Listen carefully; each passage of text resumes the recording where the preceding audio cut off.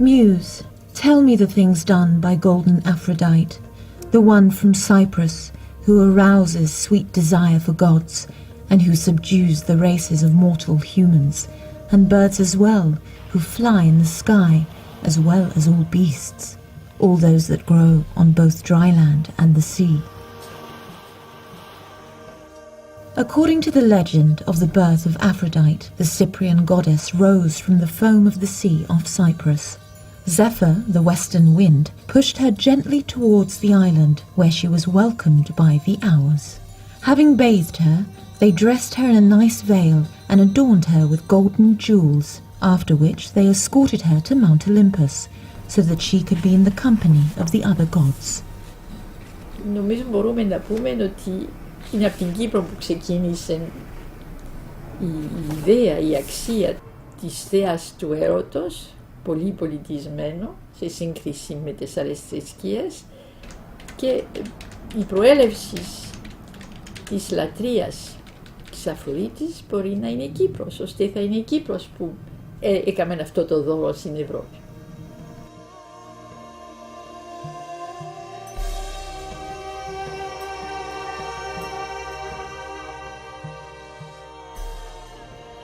Aphrodite donc se réfugia dans son sanctuaire de Paphos, c'est le site Homère.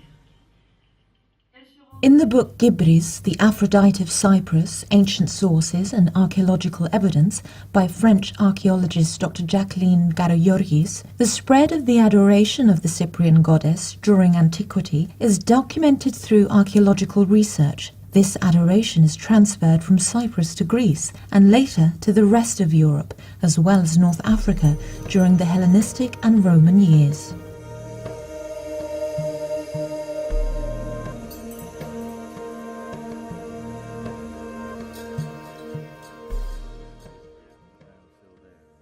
The origins of the goddess Aphrodite on the island of Cyprus date back to the Neolithic era. Archaeologists have brought to light from the depths of the Cypriot earth the first symbols of adoration of her early form, a prehistoric goddess of fertility carved in stone by the island's first inhabitants.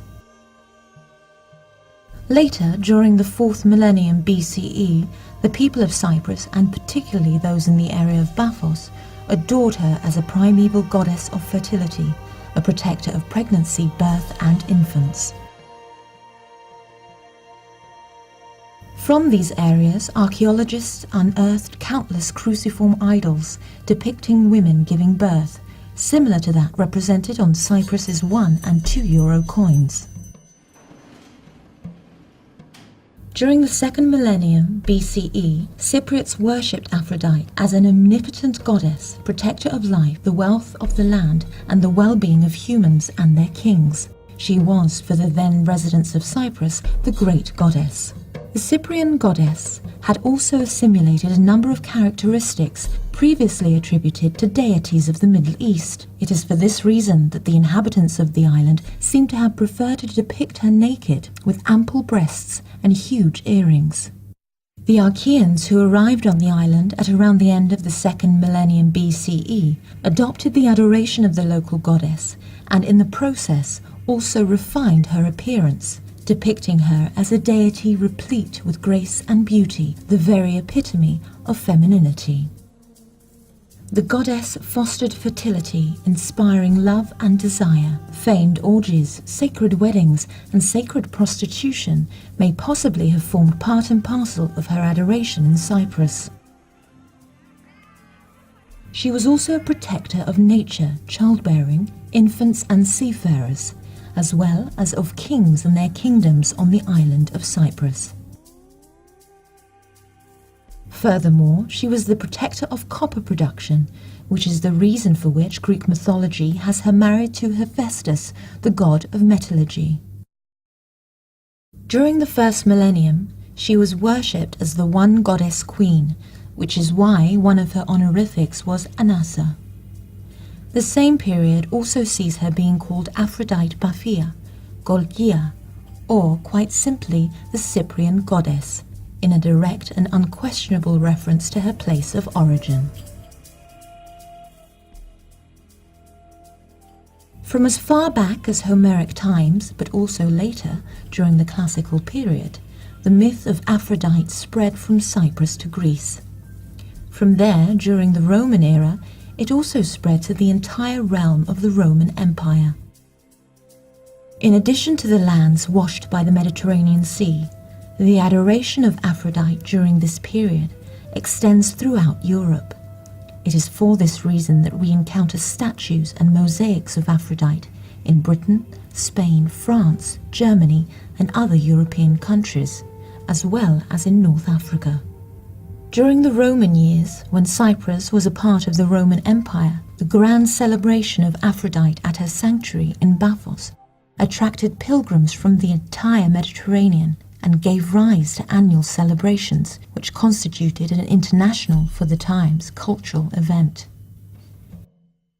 The Emperor Titus visited the famed Paphos sanctuary and consulted its oracle.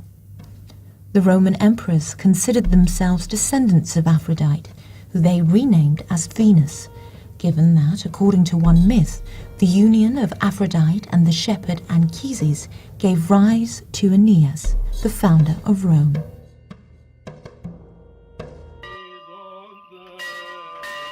Customs which have survived to this day point to a carryover of the adoration of Aphrodite into Christianity. Various aspects of the adoration of the mother goddess were assimilated into the adoration of the Virgin Mary. In Cyprus, we encounter the Holy Mother, or Panagia, as a Gourotrophos, nurturer of young men, and Galactotrophusa, milk-bearing nurturer, as well as Panagia Aphroditisa. At the same time, the memory of Aphrodite's name has continued to appear in legends, such as that of the Regina, inspired also by the island's medieval queens and linked to many medieval sites, as well as being present in Cypriot folk tales. During the Renaissance and through the arts and letters of the time, the myth of Aphrodite helps elevate Eros to the major cultural happening of the Western world. The same time sees the myth of Aphrodite taking a significant place in sculpture and the visual arts.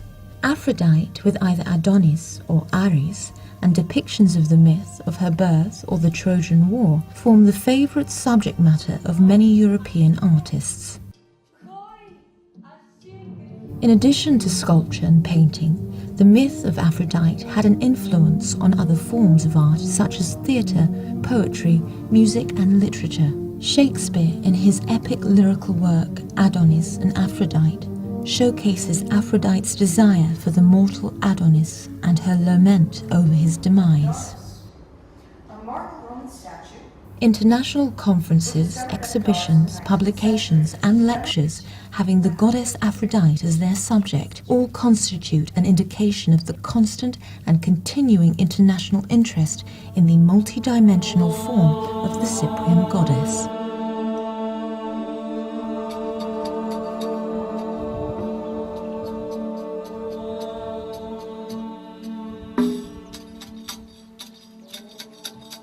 The establishment of the refined form of the myth of Aphrodite as a symbol of love and beauty is without any doubt the best present that Cyprus, as a bridge between East and West, ever gave to Europe.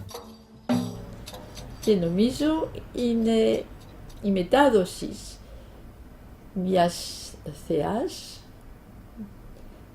του έρωτα, που ήρθαν από την Ανατολή, πέρασαν από την Κύπρο, διαμορφώθηκε στην Κύπρο από τους Κυπραίους και από τους Έλληνες, μεταφέρθηκε στον δυτικό κόσμο και έγινε μια από τις πιο πολιτισμένες αξίες του δυτικού πολιτισμού.